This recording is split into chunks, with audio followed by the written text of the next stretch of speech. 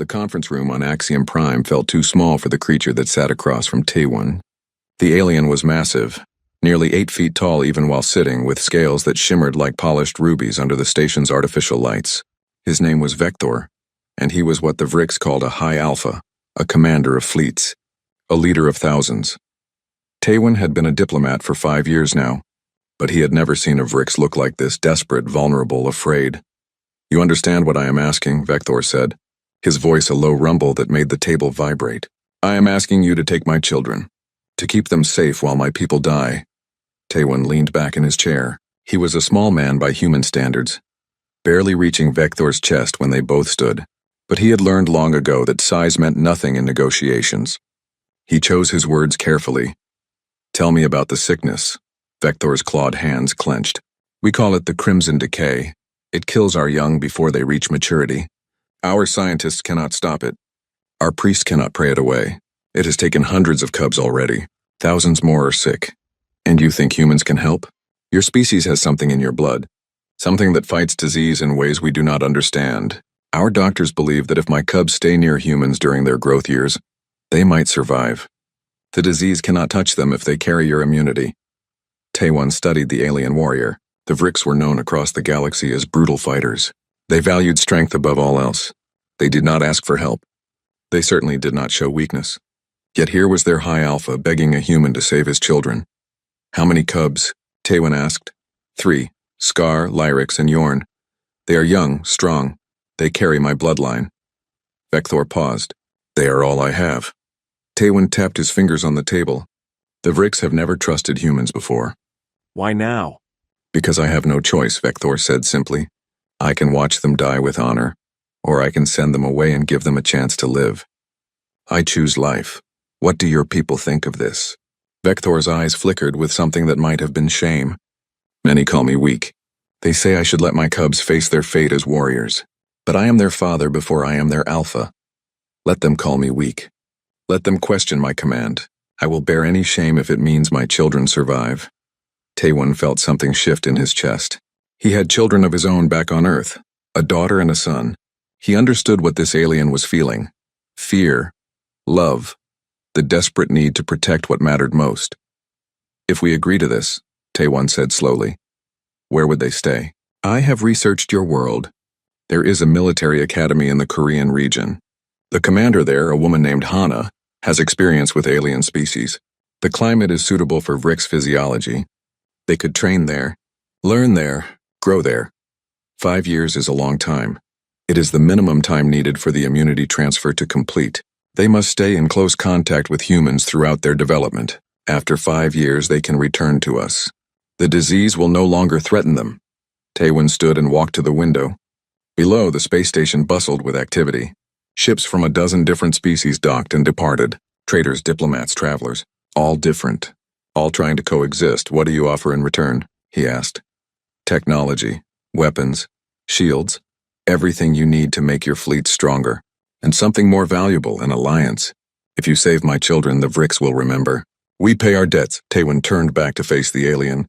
"I need to speak with Commander Hana, and with our government. This is not a decision I can make alone." "How long?" "Give me 2 days." Vector stood, his full height making Taewon feel very small indeed. But the alien bowed his head in a gesture of respect. 2 days. Then I must have an answer. My cubs do not have much time." 2 days later, Taewon sent the message. Humanity would accept the cubs. Commander Hana had agreed to take them into her academy. The government had approved the exchange. Everything was arranged. The handover happened in a private docking bay. Vector arrived with his 3 cubs and a dozen warriors from his fleet. The cubs were smaller than their father, but already showing signs of the fierce creatures they would become. Scar was the tallest, with dark red scales and suspicious eyes. Lyrax was leaner, quick and alert, watching everything. Yorn was the smallest, staying close to his father's side. Commander Hana stood waiting with her team. She was a woman in her 50s, with gray hair and steady eyes. She had fought in 3 wars and trained hundreds of soldiers. She did not look impressed or frightened by the Vrix warriors. "These are my children," Vector said, his voice thick with emotion. "Scar, Lyrax, Yorn, they are yours now." Hana stepped forward and looked at each cub in turn. "We will keep them safe. We will teach them. When you return in 5 years, they will be stronger than you can imagine. They are warriors, Vector said. Do not treat them as soft things. We won't, Hana promised. But we will teach them more than just fighting.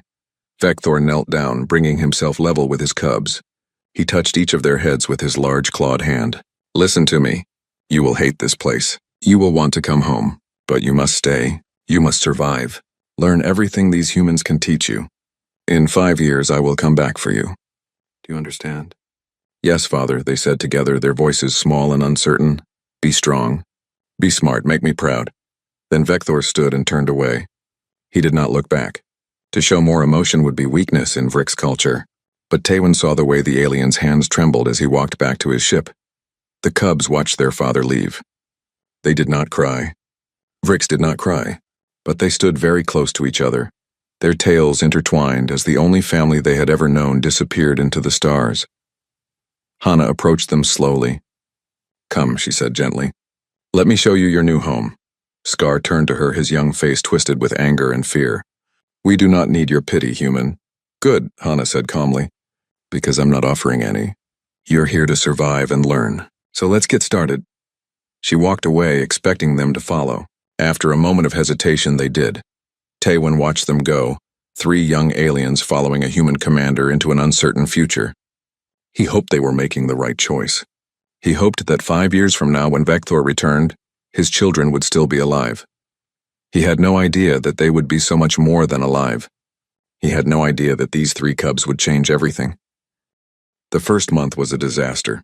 Scar broke 4 training dummies and sent 2 instructors to the medical bay. Lyrix refused to eat anything the humans offered, calling it prey food. Yorn hid in his room and growled at anyone who came near. The other students at the academy were terrified of them. The instructors didn't know what to do. Commander Hana watched it all with calm eyes. She had seen worse. She had trained soldiers who thought they knew everything. These cubs were just scared children in powerful bodies. They needed structure. They needed purpose. Most of all, they needed to understand that strength came in many forms. On the 32nd day, she called them to the training yard. A young man stood waiting there. His name was Minho, and he was one of the academy's tactical instructors. He was average height, lean, with quick, intelligent eyes. He looked nothing like a warrior. Scar, Hana said, you have been complaining that our training is weak, that we do not teach real combat. So today you will fight Instructor Minho. If you win, I will change the training program to suit you. If you lose, you will follow our methods without question. Scar's eyes lit up with predatory excitement. I accept. No claws, Hana said. No killing. Fight until one of you yields. The fight lasted exactly 37 seconds. Scar charged with all the fury of a young Vrix warrior. He was fast and strong. But Minho was faster. He sidestepped, used Scar's momentum against him, and within seconds had the young alien tangled in a net that dropped from the trees above. Before Scar could tear free, the ground beneath him gave way, and he fell into a shallow pit filled with thick mud that made his powerful legs useless. Minho stood at the edge of the pit, not even breathing hard. Do you yield? Scar roared in frustration but could not move. I yield. Minho helped pull him out. Strength is good, he said calmly. But a smart enemy will never face your strength directly. We will teach you to be strong and smart. That is the human way. Something changed in Scar's eyes that day. Respect. Lyrix took longer to crack. She watched everything with cold calculation. She obeyed the rules but did not truly engage with the training. She kept herself separate from the humans, convinced of her superiority. It was Yuna who finally reached her. Yuna was a xenobiology specialist assigned to monitor the cubs' health.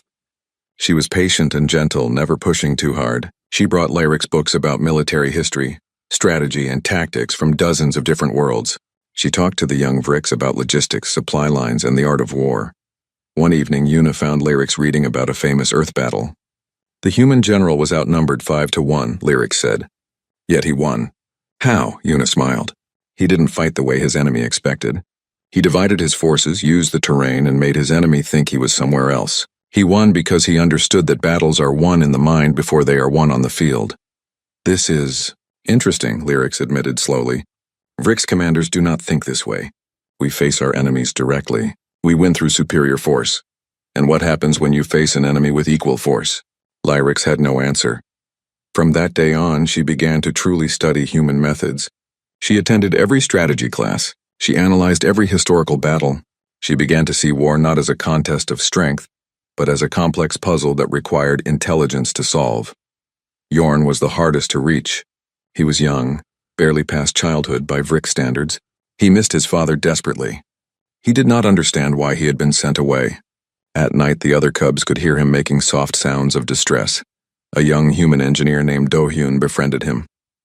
Do-hyun was quiet and awkward around people, but he loved machines and technology. He started bringing broken equipment to Jorn's room, showing him how things worked. At first, Jorn ignored him, but slowly curiosity won over pride. "What is this?" Jorn asked one day, pointing at a complex piece of machinery. "Gravity regulator," Do-hyun said. "It's broken. I need to figure out why. Show me." They worked together in silence. Do-hyun explained how each part connected to the next. Jorn's natural Vrick's intelligence, combined with his powerful claws that could manipulate tiny components, made him surprisingly good at the delicate work. Within an hour, they had the device working again. "You are good at this," Do-hyun said with genuine admiration. It was the first time a human had praised Jorn for something other than his strength. Something warm flickered in the young Vrick's chest. The months passed. Winter came to the Korean peninsula, and the cubs experienced snow for the first time. They trained in the cold, learned to adapt, learned to overcome. Slowly, they began to change. Then came the incident that would transform everything. Jorn fell sick. His body temperature spiked dangerously high. His scales lost their color. The medical team worked frantically, but Vrick's biology was still poorly understood. The equipment they had was designed for humans. Nothing seemed to work. In Vrick's culture, the sick were left to die or recover on their own. Weakness was shameful.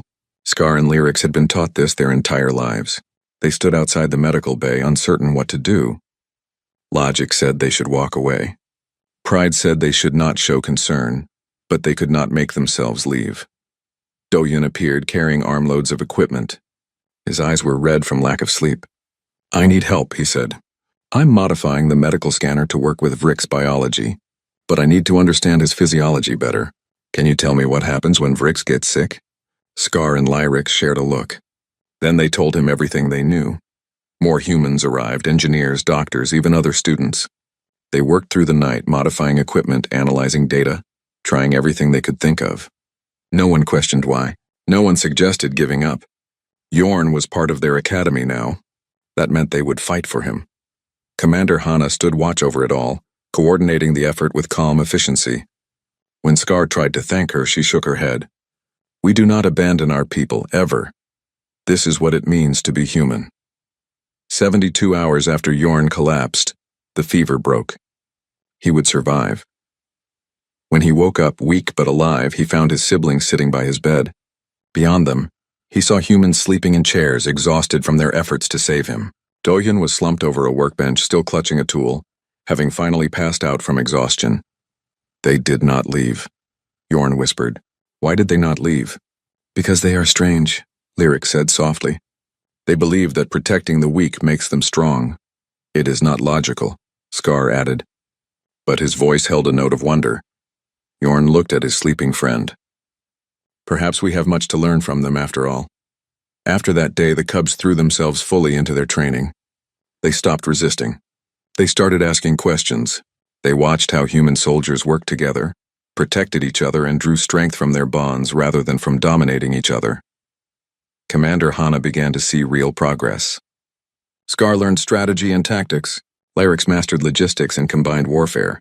Jorn became a technological genius, finding ways to improve both human and Vrick's equipment. But more than that, they learned something no Vrick's had ever truly understood. They learned that a pack that served each other was stronger than any individual, no matter how powerful.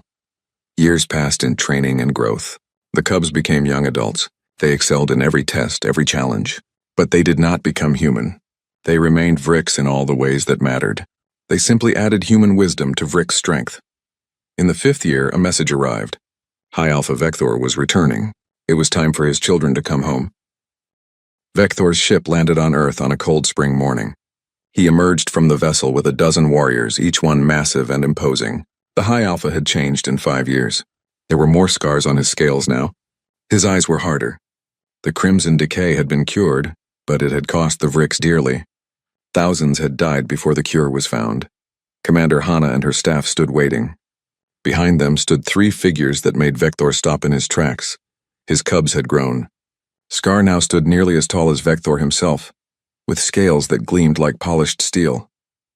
Lyrix was lean and powerful, her movements controlled and precise. Yorn had filled out, his earlier weakness replaced with solid strength. But it was not their physical growth that startled Vector. It was everything else. They stood in formation, yes, but not in the dominant hierarchy he expected. They stood as equals side by side. They wore modified uniforms that blended Vrix design with human military style. And behind them stood three humans in matching uniforms, Minho, Yuna, and Dohyun. The way his cubs looked at these humans spoke of trust and respect. Not as servants, not as inferiors, as equals.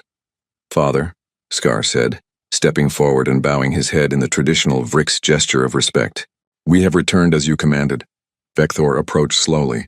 He touched each of his children's faces, checking them for signs of the disease. Their scales were healthy. Their eyes were clear. They had survived. His desperate gamble had worked. "You are well," he said, relief flooding through him. The humans kept their promise. "They did more than that," Lyrix said. "They taught us." Vector glanced at Commander Hana. The human woman met his gaze steadily.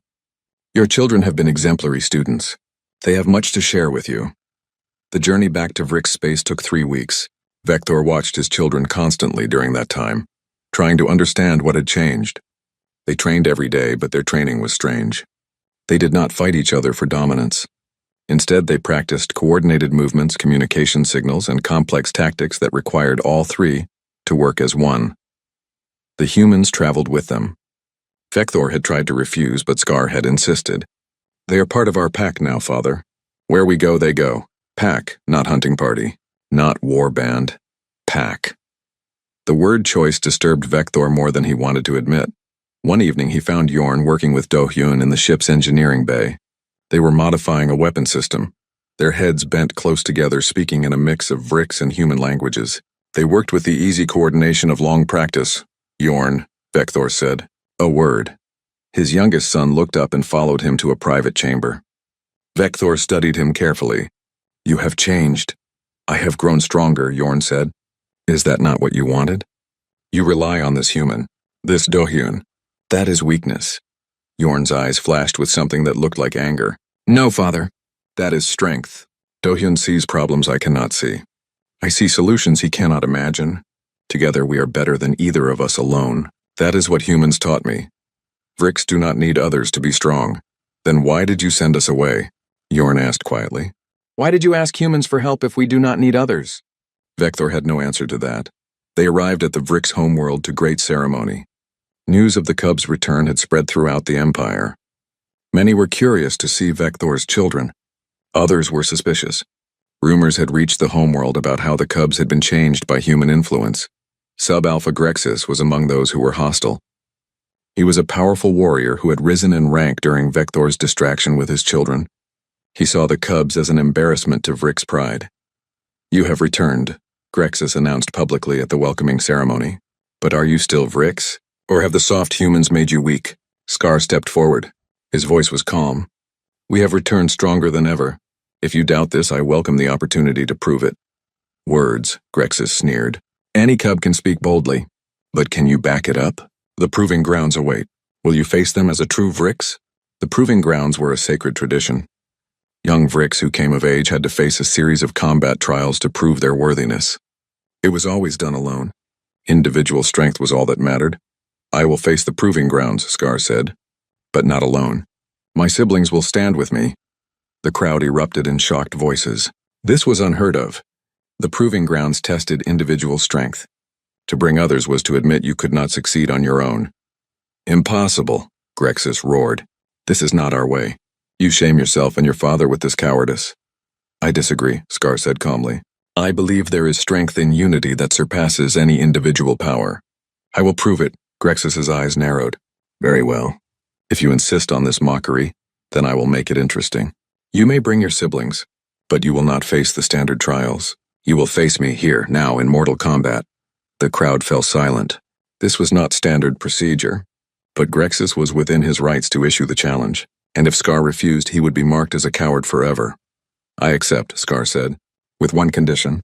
My siblings may coordinate my strategy. Grexis laughed. You may have the entire human fleet coordinate your strategy if you wish. It will not save you. The combat arena was cleared.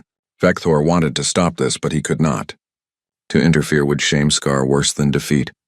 He could only watch as his eldest son faced a warrior with twice his experience and 3 times his kill count. Grexis was enormous, even for a Vrix. His scales were dark as midnight, covered in the scars of 100 battles. He carried a traditional Vrix blade, nearly as long as Scar was tall. He radiated confidence and power. Scar stood across from him, looking small in comparison. But Lyrix and Yorn stood at the arena's edge, watching carefully. They had small communication devices that Dohyun had built, allowing them to speak to Scar through an earpiece. Let us see what the humans have taught you, Grexis said. Then he charged. What happened next shocked everyone watching. Scar did not meet the charge with his own strength. Instead, he moved aside at the last second using minimal effort. Grexis's blade hit empty air. Before the larger warrior could recover, Scar was behind him, landing quick, precise strikes that did no real damage but scored points in the formal combat rules. Grexis roared and spun, faster than anything that size should move.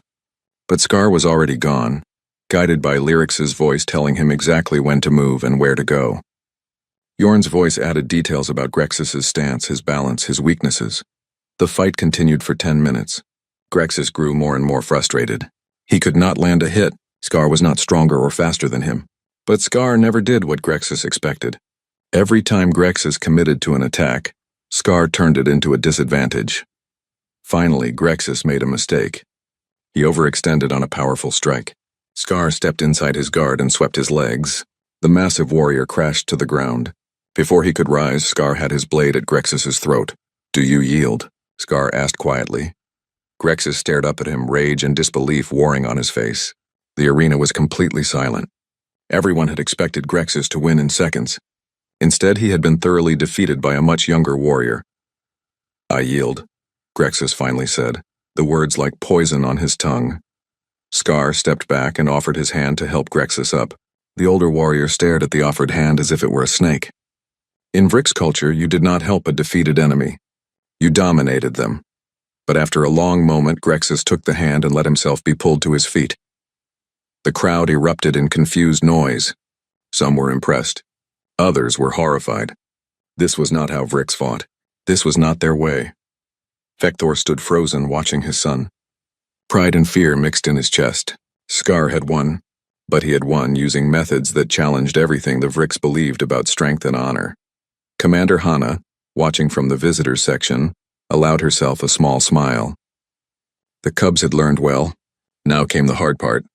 They had to teach the rest of the Vrix what they had discovered. Change was never easy, but it had begun. News of Scar's victory spread through the Vrix Empire like wildfire. Some called it a clever trick. Others called it shameful. But the young Vrix heard something different in the story. They heard possibility. Within a week, dozens of young warriors came to Vector's compound asking to meet the cubs. They were the ones who had suffered under the rigid hierarchy, the ones who had been beaten down for asking questions, the ones who had been told they were weak for wanting something different than endless combat and domination. Scar, Lyrix, and Yorn met with them in small groups. They did not preach or demand. They simply shared what they had learned. They demonstrated tactics that relied on coordination rather than individual strength. They talked about strategy that valued every member of a team. They showed what could be possible if Vrix worked together instead of constantly fighting each other for rank. This is madness, one young warrior named Baron said, after a demonstration. Our elders will never accept this. They will say we have been corrupted. Perhaps we have, Lyrix said calmly. But is it corruption to become stronger? Is it weakness to win battles with fewer casualties? Is it shameful to value the lives of your warriors? Another warrior, a female named Kess, spoke up. I lost my brother in a dominance challenge. He was strong and smart, but the Alpha forced him to fight to prove his worth. He died for nothing. Is that the honor we are supposed to celebrate? The room fell silent. These were dangerous words, but everyone there had similar stories. Brothers, sisters, friends who had died in pointless displays of strength. A culture that valued dominance over everything else bred waste and suffering. There is another way, Scar said. We do not have to abandon what makes us Vrix, our strength, our courage, our warrior spirit. We simply add to it. We become more than we were. Show us, Baron said. Teach us this human way. That was how the Legion began. Scar took his proposal to his father. Give me permission to form a new unit. One that trains in combined arms tactics, that fights as humans fight but with Vrix strength. Let me prove that this works on a real battlefield. Vekthor was torn. Part of him was proud of his son's initiative. Part of him feared what the other alphas would say. But fate made the decision for him. The Kaldroth invaded. The Kaldroth were an aggressive insectoid species that had been testing Vrix borders for years. They finally launched a major offensive against 3 frontier colonies. The attack was sudden and coordinated. Thousands of Kaldroth warriors swarmed the unprepared colonies. The Vrix military responded with traditional tactics. They sent individual warships, each commanded by an alpha who wanted the glory of victory for himself. There was no coordination, no unified strategy. Each ship fought independently, trying to claim the most kills. The Kaldroth were not as strong as the Vrix individually, but they fought in perfect coordination. They used swarm tactics in overwhelming numbers. The Vrix were being pushed back. The colonies were falling. Vekthor called an emergency council. The other alphas argued about strategy. Each one wanted to lead the counterattack. None would agree to serve under another. Time was wasting while warriors' egos clashed. Scar stood. Father, let me take my volunteers. We will go to the frontier and show what we can do. You have barely 200 warriors, Grexus sneered. He had been quiet since his defeat, but his hatred had not dimmed. What can you do that our thousands cannot? We will not fight alone, Scar said. We will fight as one. Vekthor made his decision. Go, take your legion. If you fail, it will be my shame as well as yours. If you succeed, he paused. If you succeed, perhaps we will all learn something. The legion deployed within hours. Scar commanded the overall strategy. Lyrix managed logistics and coordinated the different units. Yorn handled communications and technical support. Minho, Yuna, and Dohyun came with them, along with a dozen human advisors. The Kaldroth did not take them seriously at first. Only 200 warriors to defend an entire colony? They expected an easy victory. They were wrong. The Legion did not charge into glorious combat. They fortified positions.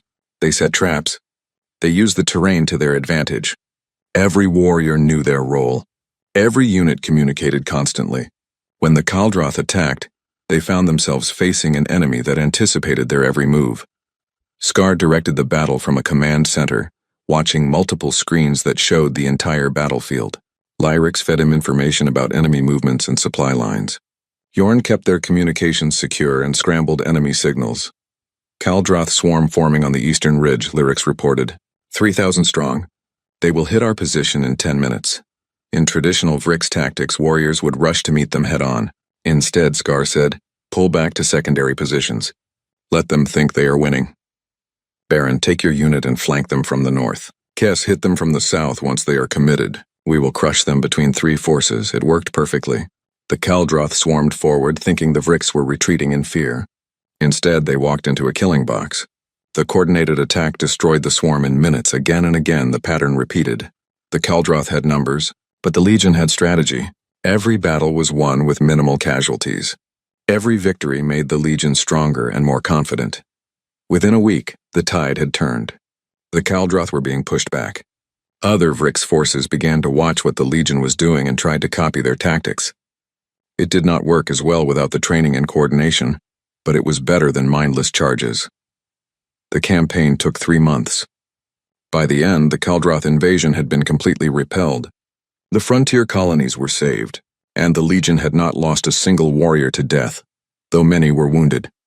When they returned to the homeworld, they were met with confusion. Victories were usually celebrated with displays of individual combat prowess. Warriors would boast about their personal kill counts, but the Legion warriors did not boast. They stood together in formation, speaking of their victory as a shared achievement. The traditional alphas did not know what to make of this. Some were impressed. Others were deeply troubled. This success challenged everything they believed about strength and leadership.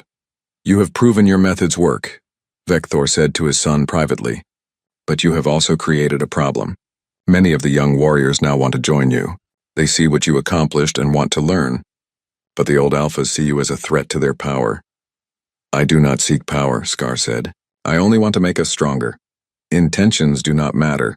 What matters is that you have shown there is another way, and that scares those who have built their authority on the old way.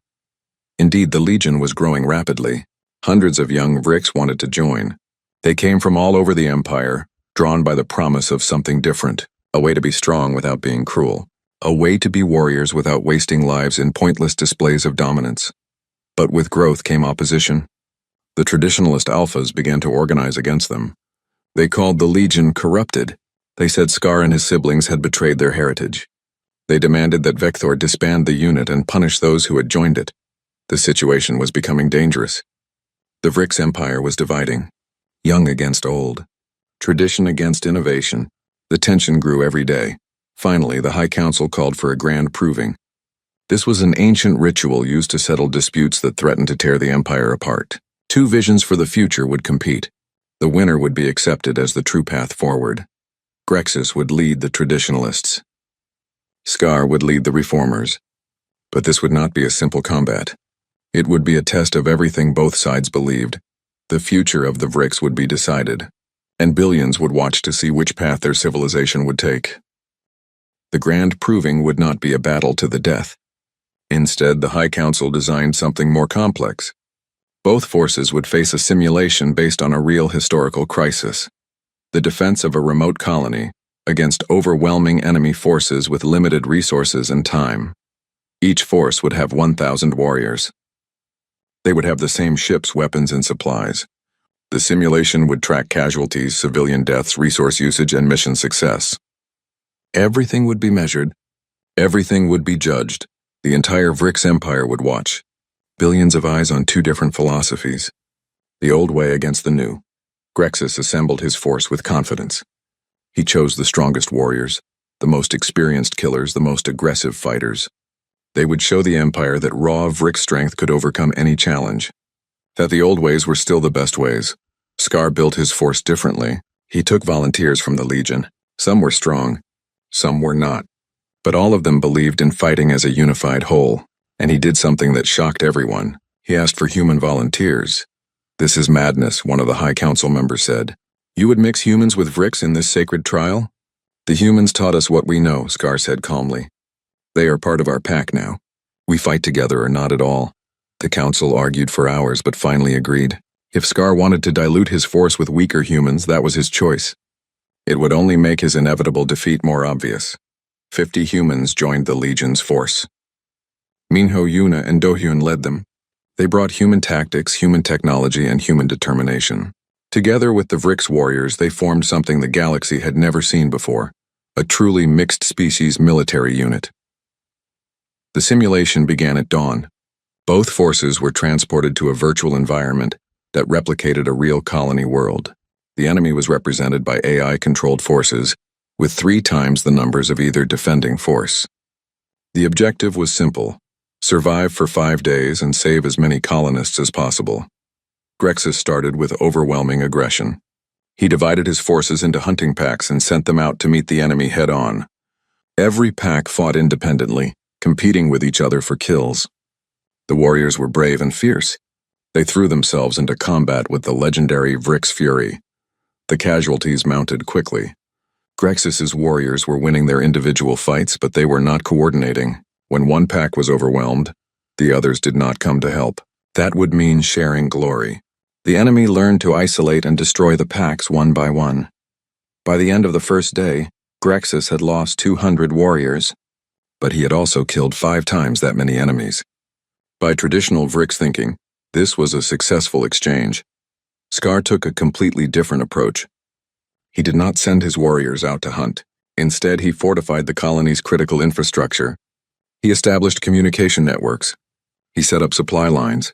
He positioned his forces in mutually supporting positions where they could help each other. When the enemy attacked, they found no easy targets. Every position was defended in depth. Every attack was met with coordinated fire from multiple directions. The Legion used the humans' tactical knowledge combined with Vrik strength. They set traps. They used the terrain. They made the enemy pay for every meter they advanced. By the end of the first day, Scar had lost only 30 warriors. He had killed fewer enemies than Grexus, but he had saved more colonists and held better defensive positions. Tewin watched from the observation deck along with other human ambassadors. "They are doing well," he said to Commander Hana. "They are doing what we taught them," Hana replied. "But the real test comes later. Grexus is not stupid. He will adapt." She was right. On the second day, Grexus changed tactics. He stopped spreading his forces thin and concentrated them into one massive assault. He would punch through Skar's defenses with pure overwhelming force. The attack was brutal. 300 Vrix warriors charged one defensive position, determined to break through. It was the kind of assault that should have shattered any defense, but Skar had anticipated this. He pulled back from the targeted position, making Grexus think he was winning. Then, when the traditionalist forces were committed and bunched together, the Legion hit them from 3 sides at once. Yorn had prepared special weapons. Human-designed explosives that used Vrix technology. They did not kill many warriors directly, but they disrupted formations and scattered the attack. While Grexus's forces were confused, the Legion warriors struck with precision. Lyrix coordinated the counterattack from the command center. 3rd Unit, advance. 1st Unit, cover their flank. Humans, target the command structure. Break their coordination.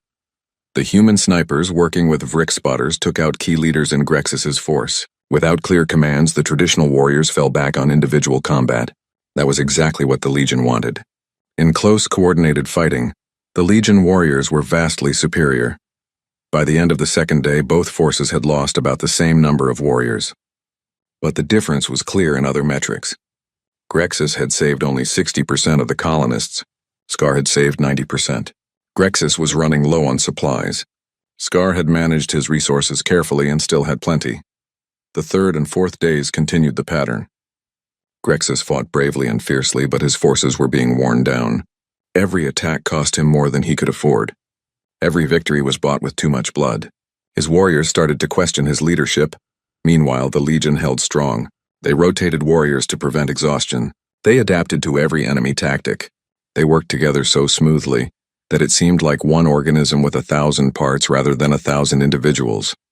On the 5th and final day, both forces faced the simulation's ultimate challenge. The enemy launched a final, desperate assault with everything they had left. This was the moment that would decide everything. Grexus had fewer than 300 warriors remaining. They were exhausted, low on supplies, and demoralized. But they were still Vrix, they still had their pride. They formed a last defensive line and prepared to sell their lives dearly. Skar had over 700 warriors still able to fight. They were tired but organized. Their defensive positions were strong. Their supplies were adequate. But more importantly, they still trusted their leaders and each other. When the final assault came, Grexus's line held for 20 minutes before breaking. His warriors fought individually, each one a hero, but they could not stop the overwhelming numbers. The simulation ended with Grexus's force destroyed and the colony overrun. Skar's defense lasted the full 5 days. The Legion's coordinated fire, prepared positions, and mutual support allowed them to hold against odds that should have been impossible. When the simulation ended, Skar still had over 400 warriors alive. The colony was intact. 95% of the civilians had survived. The numbers were displayed for all to see. There was no question about which approach had been more successful. The High Council deliberated for 3 hours. The traditionalists argued that Grexus's warriors had shown more individual bravery. The reformers pointed out that Skar had achieved the actual objective of saving lives while preserving his forces. Finally, the High Council reached their verdict. Both philosophies had merit. Both would be allowed to coexist. The Vrix Empire would split in practice if not in name. Those who wished to follow the old ways could do so. Those who wished to learn the Legion's methods were free to join them. It was not the total victory either side had hoped for, but it was peace. Vektor approached his son after the judgment was announced. "You have done something I never imagined possible. You have changed our entire civilization." "Not changed," Skar said. "Evolved. We are still Vrix. We are just more than we were." Grexus approached them, his pride clearly wounded but his honor intact. He looked at Skar for a long moment. "You fought well," he admitted grudgingly. "I do not understand your ways, but I cannot deny they are effective. Join us," Skar said, offering his hand. "Learn from us as we learned from humans. There is no shame in growth." Grexus stared at the offered hand. Then slowly he took it. "Perhaps I will. Perhaps this old warrior can learn new tricks after all. In the months that followed, the Legion grew rapidly. Tens of thousands of Vrix joined. The humans sent more advisors, more trainers, more resources. What had started as 3 cubs left in human care had become a movement that changed the galaxy. Other species began to take notice. If Vrix warriors could learn cooperation and strategy, what else was possible? Alliances that had been impossible before suddenly seemed achievable. The balance of power in the galaxy was shifting. Tewin stood with Commander Hana on Earth, watching news reports of the Legion's latest deployment. They were helping another species defend against raiders, combining Vrix strength with human tactics. "We didn't raise warriors," Hana said softly. "We raised leaders. And they are teaching the galaxy that there is strength in something other than strength alone," Tewin added. Across the galaxy in the command ship of the Legion, Scar stood with his siblings. Around them were Vrix and humans working side by side. Minho was training new tactical officers. Yuna was establishing medical protocols. Tohyun was integrating new technology. The Legion was growing. The Legion was thriving. A new call for help came through. A colony under attack. Ships already destroyed. Hope fading. "Prepare the fleet," Scar ordered. His officers moved with practiced efficiency. The Legion would answer the call. As the ships prepared to jump to hyperspace, the war cry echoed through every vessel. It was the old Vrix cry, but with new words added. "For the pack, for each other, for all who stand with us." The ships jumped. The Legion moved to war, and the galaxy watched in wonder at what 3 cubs and their human teachers had created. Something new. Something powerful. Something that proved that the barriers between species were not as strong as the bonds that could be built across them. The Alpha had left his cubs in human care. They had returned commanding a Legion that would reshape the stars.